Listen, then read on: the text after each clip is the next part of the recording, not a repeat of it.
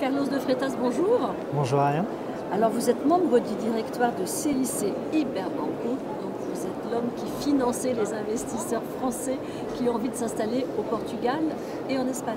Exactement. Le CIC Iberbanco, c'est une entité donc, du groupe Crédit Mutuel CIC, spécialiste dans l'accompagnement des projets en péninsule ibérique, donc en Espagne et au Portugal.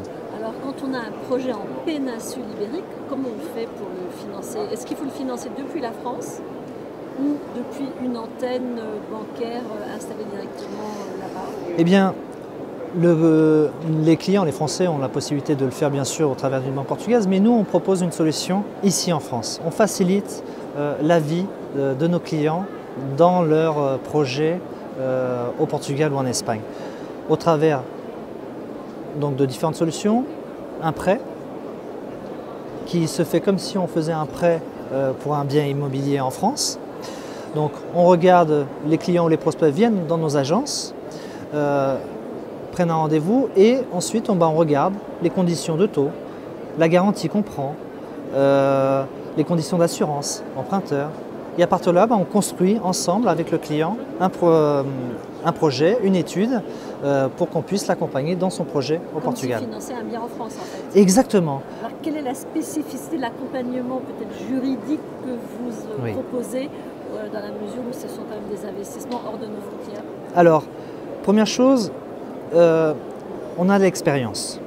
Quand je dis qu'on a l'expérience, c'est que ça fait maintenant plus de 10 ans qu'on accompagne donc, des projets au Portugal ou en Espagne. On parle portugais et espagnol. Donc ça facilite aussi la lecture des documents juridiques, des compromis de vente. On facilite ainsi aussi la vie du client qui ne maîtrise pas forcément la langue portugaise ou espagnole. Ensuite, on propose aussi une garantie hypothécaire sur le bien au Portugal. Donc ça aussi, c'est aussi une spécificité par rapport à d'autres banques françaises. On est la seule banque en France, le seul groupe bancaire en France qui propose la garantie hypothécaire sur les biens en Espagne et au Portugal.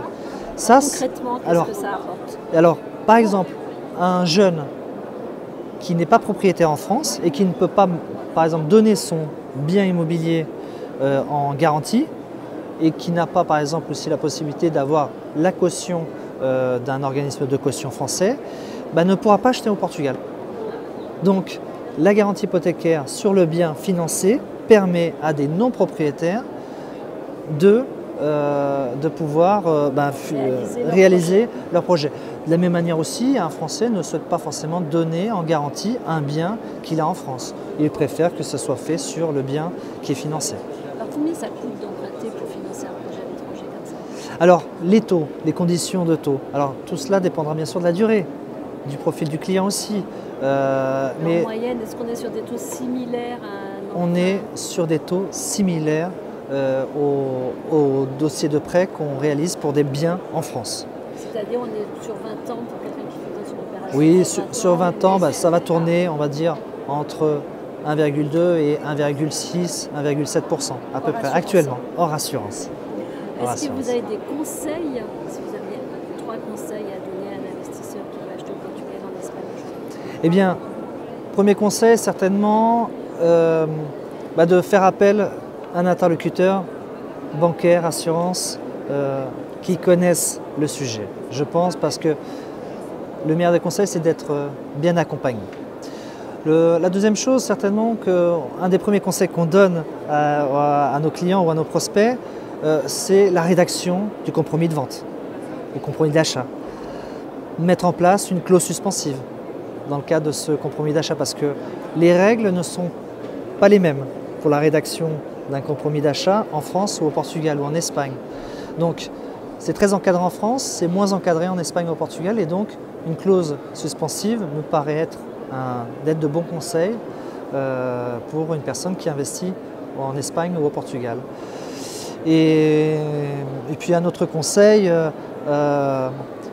certainement, c'est de pouvoir, bien sûr, parce que c'est obligatoire, mettre en place, faire appel à une société d'expertise indépendante pour pouvoir bien expertiser le bien. Mais ça aussi, c'est un service que nous proposons à nos clients.